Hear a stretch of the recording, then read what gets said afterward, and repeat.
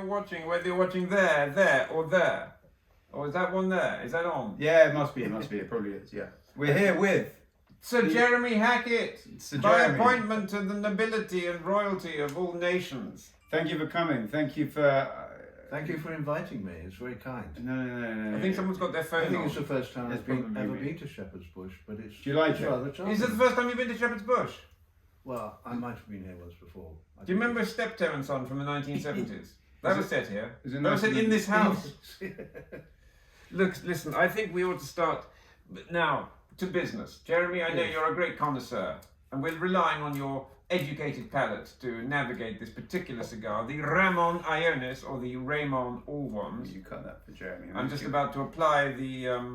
What do you want, Jeremy? You want one that's with an easy draw, do you? They'll all I have do, easy. yes. That's probably the Because easiest.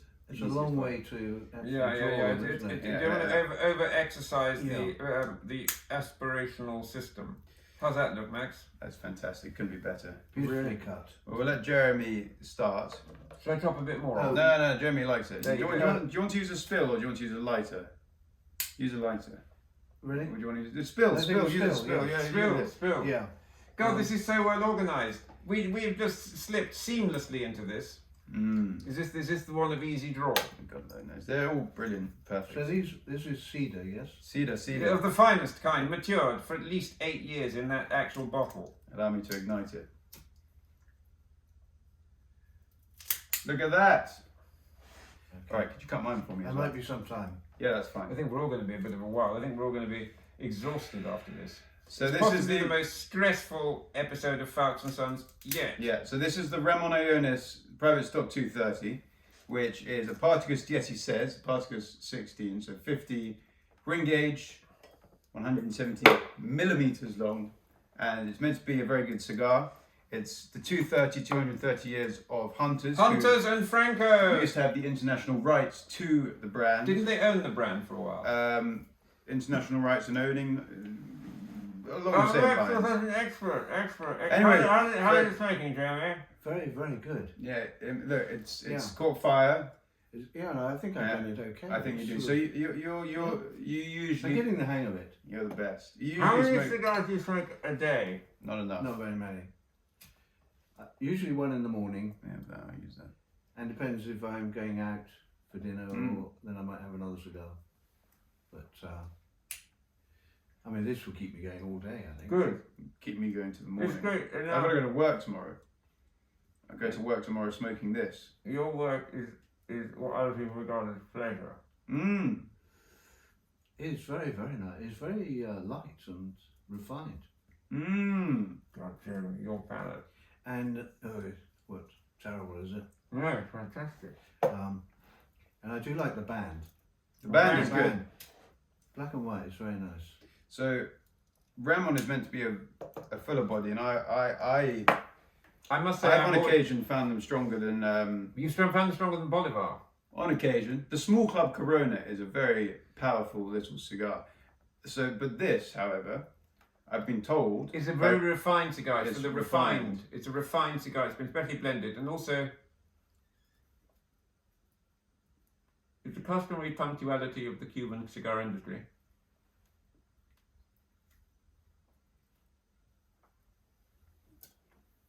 Allied to the disruptive effects of the COVID-19 virus.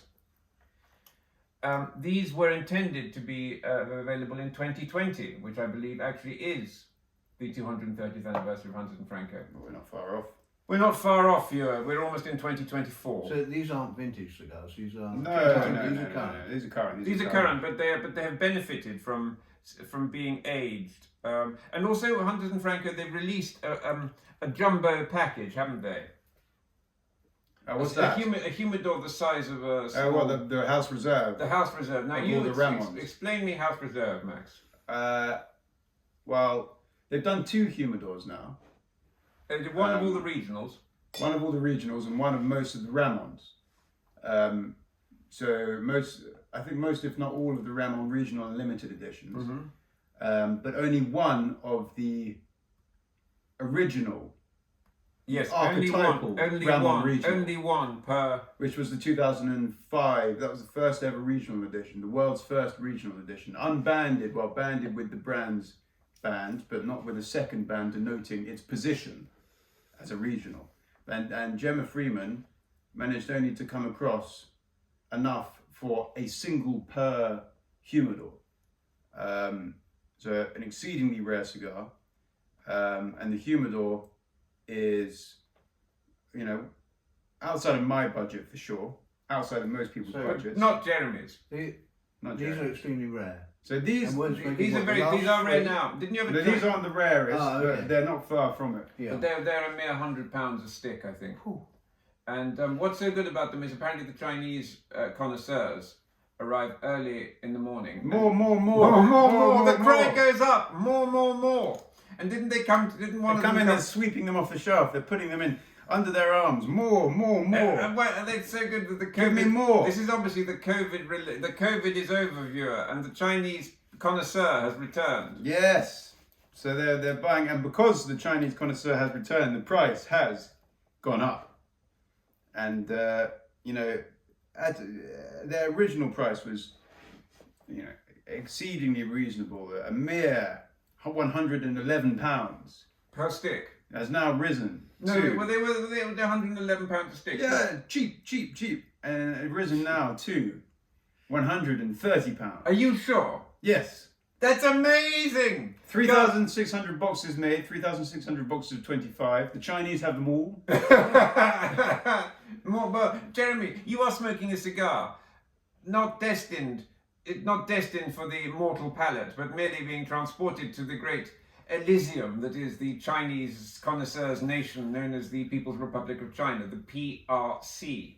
Well, whatever, I feel very privileged. Well, we're privileged. We are the privileged ones, Jeremy. We are the privileged ones. And you remember that reminds me of that suit that was adapted from one worn by, gosh, it was in the Duke of Windsor's wardrobe. Do you remember there was one he used to wear for tea after shooting? There was a tartan suit that was modified from. Yeah, he liked tartan. Yeah. Yes, he did. Yeah. Did you go and see his wardrobe? I didn't go and see it, but I did try to buy. I went quite a to few see it. I went to pieces. see it in the Bois de Boulogne. Ah.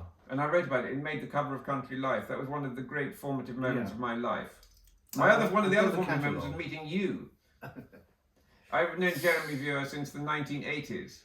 Jeremy's known you longer yeah. than I've known. Early 80s. Early 1980s Viewer. We've known each other 40 years. You wouldn't think it to look at us. Both of us fresh-faced young lads. Jeremy, can you tell the viewer, the one in the States, the one in Australia, the one in China, the one in Shepherd's Bush, what Your viewers are growing, aren't they? we're wearing? What are we wearing? You're wearing J.P. Hackett tartan table. Ooh. And what is J.P. Hackett? J.P. Hackett is I would say, the icing on the cake for the Hackett brand, and it's The icing on the cake. Yeah, The icing on the cake. What an unusual metaphor.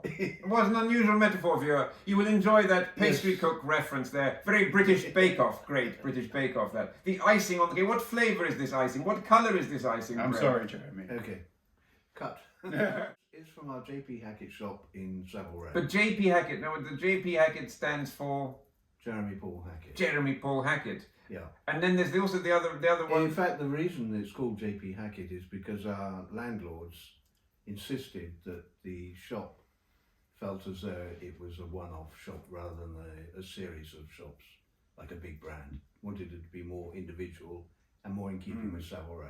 That viewer is the genius of Jeremy Hackett. He was on Savile Row, of course, once before in the early 1990s. You were on before. You had a shop there in the 1990s. Yeah, we did. Then you were there in the 70s. I was there in the 70s. Where were you working in the 70s? John Michael Ingram. And what was your job? 1920. I was a salesman. Tell me about John Michael Ingram. He was a fantastic character. I mean, Pay completely attention, mad. viewer. This is historically important. But I mean, he taught me an enormous amount about retail, and in fact, that painting there, that artist used to come into the shop. I remember him buying clothes from us. Felix Topolsky. Yes, in the 70s. What sort of clothes did he purchase? Oh, gosh, Overalls. I don't remember. What did you sell mainly? Overalls. No. It was tailoring. It was Guernsey, like fishermen's outfits. not at all. No, it was serious sort of. Agricultural labourers' smocks. So you mean like this? Yes, I mean, sort of overalls for the gentleman. Exactly. So tell me, talk me through, had I been Felix Topolsky coming into the shop, imagine I'm Felix Topolsky, viewers, and I go into the shop and I say, what's his name, John Michael. Is John Michael around? Would you say, no, sir? But Jeremy is. But Jeremy Hackett is. Jeremy Paul Hackett, no less. So then you are brought I'll come back next week in that case. No. So I'm young man. Talk me through some of the garments we have available here. This is role play, viewers. This is role play of historic importance. You're taking me back 40 odd years. No, more than that. 50, I think. Okay, 50. I really don't remember. All I know that he came in, bought a few things. He really came in to see John Michael. They were friends. So, well, there we are. yeah. What an interesting story. That was a story of. I was hanging on your every word. What do you think of this this stick, this cigar, this tobacco? What do you think, Jeremy? Well, you know I'm not an expert. Tastes like tobacco? It's smoking very well. Good. It's drawing well. All right. And I thought I might feel really ostentatious holding such a huge cigar, but I feel quite comfortable with it. Because you are a chairman by birth and by nature. Because Jeremy, You smoke the plutocrat. You are the plutocrat. You're like the man on the Monopoly board with the top hat. If the viewer may not know, I have the honour of serving Mr. Hackett his cigars. I'd say on a daily basis, wouldn't you? More or less. Hourly basis. And so I know exactly what you smoke. And Yes. at the moment, you're a Cadorce 50 or a Hoyo Petit Robusto man. But in the past, you've known to enjoy such cigars as, what was it? The Upman Robusto Añejados. I have, yes. You have. Not the most exciting of cigars, I would say. We had that at the Hackett But Nick, office, and it was nice. Do you remember? Nick, yeah, it you was quite introduced me to the Hoya Epicure. The Hoyo Epicure No. 2, the favourite cigar of Sir Terence Conrad. Yeah, that was probably the first proper cigar I ever smoked. Was that courtesy of me? Yeah, you Directed you. You did. So this is a I'd step like to away. think of you that I gave Jeremy his first start in life. We used to see each other at jumble sales, didn't we? And at second-hand clothing retailers in Brighton. So this is a step away from Those what were good Mr. days. Hackett tends Those to were good enjoy. days, when we could purchase an entire wardrobe. I purchased. Do you remember there was that load of lob shoes? There was an entire sort of 14 pairs of lob shoes, and I could only afford 2 of them. Do you know, I once went to the sale of a man who lived at Redditch House, the photographer, Cecil Beaton. And I'd seen the catalogue, and at the end of the catalogue there was a section that said selection of lob shoes. I thought, oh, that could be interesting. So I went all the way down to Redditch House for this sale, and the shoes had all disappeared. They've been stolen. I suppose so. God. So there's some very well shod Christie's Thieves. or Sotheby's. Thieves, viewer, thieves. All right, viewer. Anyway, so what we're going to do is we're going to stop. We're going to stop. We're going to read. Jeremy's going to enjoy his Sancerre. You're going to enjoy whatever that is. I sparkling tea. might get another coffee, not too sure, and we will return shortly. My father has metamorphosed into an owl, a vintage 1960s Abercrombie and Fitch Well, that's very wise of him. owl. So he'll do a little less teasing, a little less talking, and perhaps a little less smoking. So all in all, much better for all of us. I jest. How dare you? How dare you say such things? You locked me in the kitchen and replaced me with a much more amusing and well dressed. This was your birthday gift from me to This you. is a very, very good gift. Now, viewer, this is an item of great cultural significance and rarity. The Abercrombie and Fitch had a whole range of owls. We are unsponsored by Abercrombie and Fitch. This is merely a public service broadcast giving you cultural information.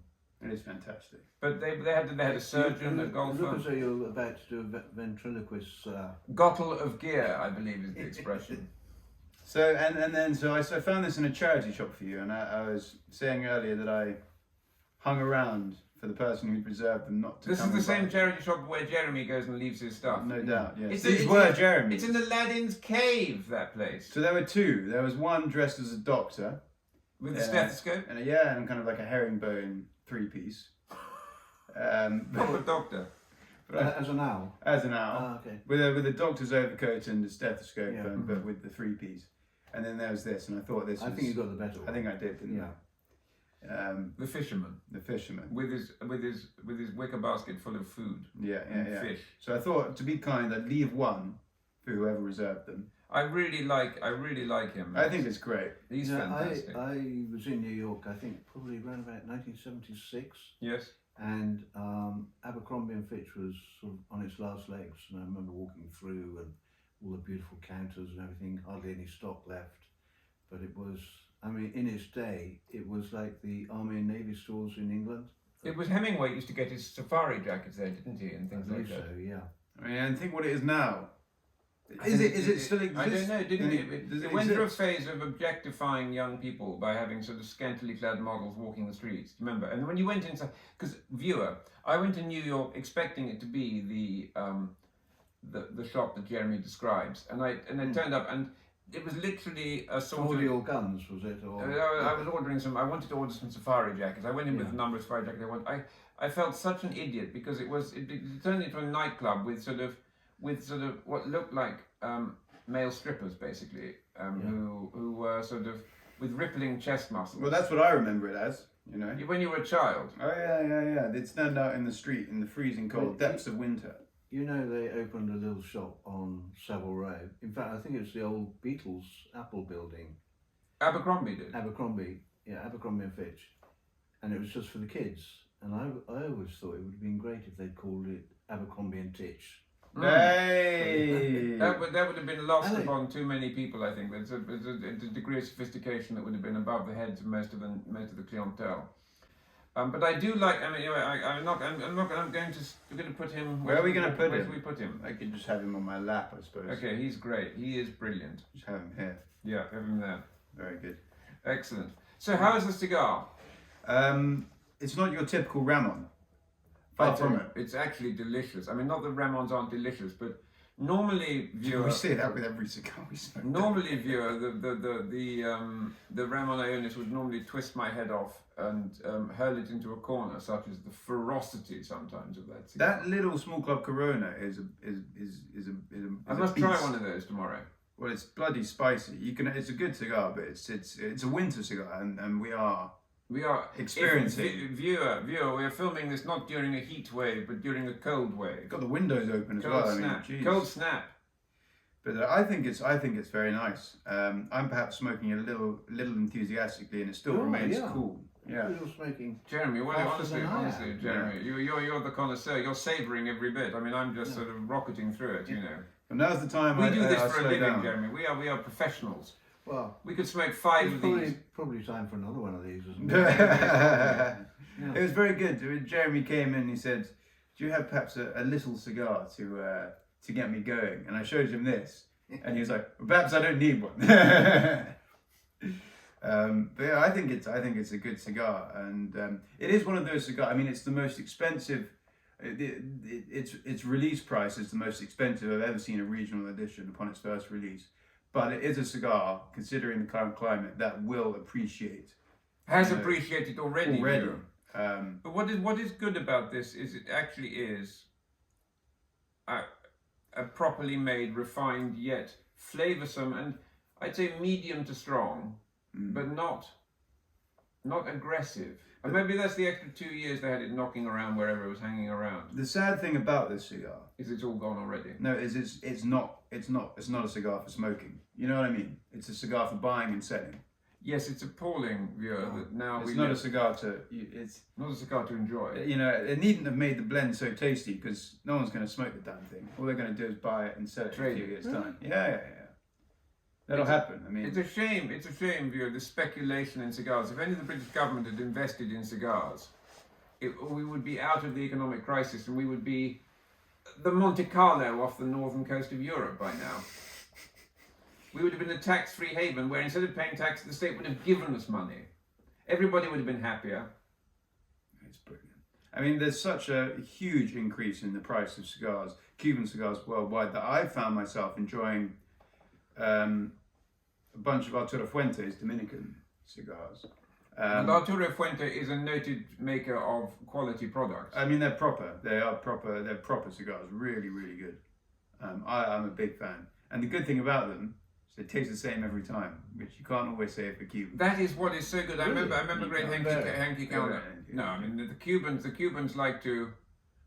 They believe in the variety being the spice very much of life. That's another culinary metaphor, though. Yes.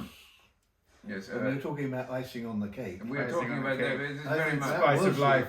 the spice of life. The spice of life. God, you got any more up your sleeve? A bit short this sleeve, otherwise. Whoa, boom, boom. Basil brush. You remember Basil brush, viewer, I basil need brush. to get you a basil brush. You know, I was watching Don't one. mention that in front of the Don't owl. mention the owl is the owl. You know what I was watching? I mean, we're taking a. Jeremy asked where the pussycat was, and then No, I went was to see. watching- He's already gone to see in a £5 note or something. I was watching a taking a fight. Grand Day Out. What's a grand Wallace day and out? Gromit, the first ever Wallace Oh, and Gromit. and tell me. It is fantastic. Have you ever seen? Of course, you've seen it. It is. I saw it first at the Royal Shakespeare Company. I remember I caught it when Olivier was playing Wallace. It's Or brilliant. was he playing Gromit? I can't remember. It's so good. Larry Olivier's Gromit was something to behold. I was smoking an aged Monte Cristo Tubos Any from good? 2007. Well, it tasted a bit too much like a Monte Cristo for me. It's a shame. But it accompanied the film rather well. It's a brilliant film. You must watch it.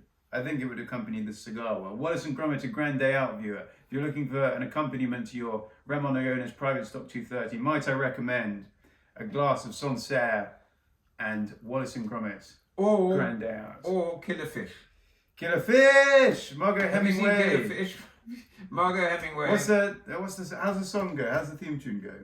I can't remember now. It's brilliant, whatever it is. And they're playing backgammon and while they're robbing a They're nuclear playing power backgammon, plant. robbing a nuclear power plant in which are several diamonds. And she's robbing it in flares and high heels. Yes, and then got Marissa Berenson is involved, I think, as well. Lee Majors. I mean, it is a film. You must remember that, Jeremy. I don't know. All right, I think at that point we best have a rest. We're drifting off into. Jeremy can. We're becoming even less coherent than we were to start with, which is quite some achievement. The level of incoherence that we managed to achieve. At least we've got an hour. We have an hour. This is probably one of the more surreal broadcasts, viewers.